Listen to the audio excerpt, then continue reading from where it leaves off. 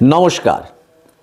আমি আপনাদের এই চ্যানেলের মারফতে হেলথ সম্বন্ধে বিভিন্ন গুরুত্বপূর্ণ টিপস দিয়ে আসছি। তো আজ একটা খুব সুন্দর জিনিস আমি দেখতে পেলাম, তো ওটা আপনাদের সঙ্গে।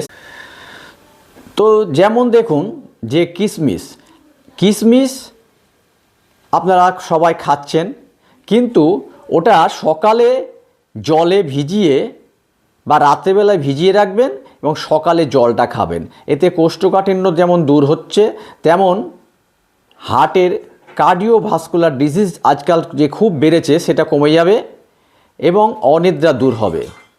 এবং ডাক্তাররা বলছে যে এই যে কিশমিশটা শুধু খেলেও সুগার রোগীদের খুবই উপকার হচ্ছে।